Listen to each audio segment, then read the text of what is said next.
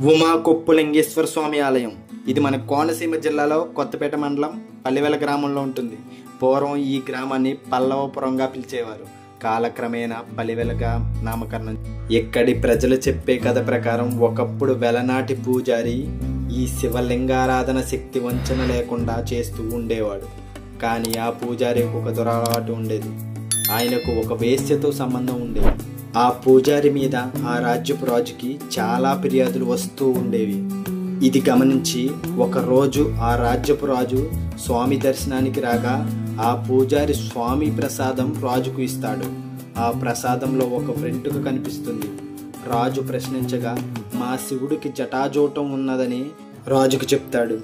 అప్పుడు ఆ రాజు పూజారిని జటాజూటం చూపించమని అడగగా పూజారి ఆ రోజు స్వామికి ప్రత్యేక అలంకారంలో ఉన్నాడు కాబట్టి మరుసటి రోజు వచ్చి చూస్తే స్వామివారి జటాజూటం కనిపిస్తుందని ఆ పూజారి చెప్పగా ఆ రాజు ఆ రోజుకి నిస్మరించుకుని తర్వాత రోజు రావడానికి అంగీకరిస్తాడు. కానీ శివలింగం మీద జటాజూటం కనిపించకపోతే ఆ పూజారి తల తీయించి వేస్తానని చెప్తాడు. ఆ రోజు రాత్రంతా శివలింగానికి పూజలు చేసి మహాదేవుని తనను కాపాడమని వేడుకుంటాడు. తర్వాత రోజు రాజు దర్శనానికి వచ్చి చూస్తే శివలింగాన్ని చూస్తే జటాజూటం కనిపిస్తుంది.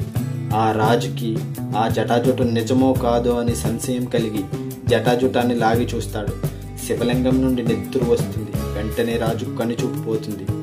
అప్పుడు ఆ రాజు శివ మహాదేవ అని వేడుకొనగా ఆ రాజుకు కంటి చూపు వస్తుంది. ఆ పరమేశ్వరుడు ఆ రాజుగారికి దృష్టిని ప్రసాదించినందుకు కానుకగాను జిత్తుపాడు అనే గ్రామంలో కొంత భూమిని స్వామిగారికి కానుకగా ఇస్తాడు.